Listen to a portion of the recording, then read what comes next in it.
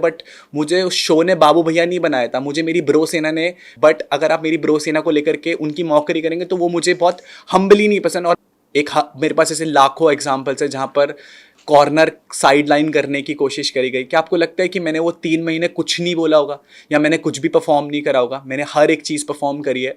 वो 24/7 की live scene में वो क्लिप्स हैं। बट मुझे लगता था यार मैं इतना सब कुछ कर रहा हूँ, इतना सब कुछ बोल रहा हूँ, बट उसके बावजूद भी लोग आकर के मेरे को ये बोलते थे कि यार कि तू कुछ नहीं कर रहा है। घर के बाहर लोगों को दिखा है। आप में से बहुत सारे लोगों ने आकर के बोला कि स्टार्टिंग में अनुराग यू केम आउट, जो मेरे साथ 4 हफ्तों के साथ 5 हफ्तों के साथ वो जो ब्रोसेना वाला पॉइंट हुआ था सलमान सर को लेकर के, एक थिन लाइन होती है एक जोक में और एक मॉकरी में।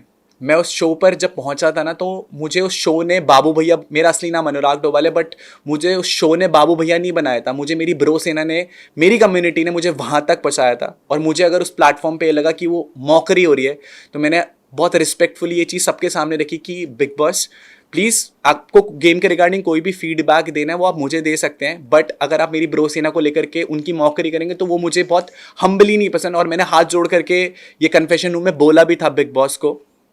बट उसके बावजूद व्हाट आई फील लाइक कि बायसनेस में और अनफेवर फेवरेटिज्म में और अनफेयर होने में एक बहुत बड़ा डिफरेंस था, जिसके कारण जो ये मैं आज अगर आपके सामने इंटरव्यू दे रहा हूँ ना, मैं इतना डंकी की चोट पे बोल सकता हूँ कि जनता इतना प्यार करती है कि कभी बिग बॉस को ये पता था कि मैं कभी उससे बाहर नहीं आने वाला हूँ।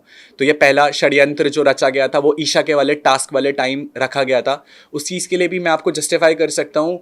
जब आपको याद होगा जब मैंने वो बोल फोड़ा था, इमोशनली मैं बहुत हाई था उस टाइम पर, क्योंकि किसी ने मेरी बहन के बारे में कुछ चीज़ बोली थी, मैंने किसी का गला पकड़ लिया। मैं रियल लाइफ में शायद वो इंसान नहीं हूँ कि जो इतना इमोशनली हाई हो जाए, क्योंकि मुझे पता है मैं उस चीज़ को बहुत ईजीली तरीके से डिफेंड कर सकता हूँ।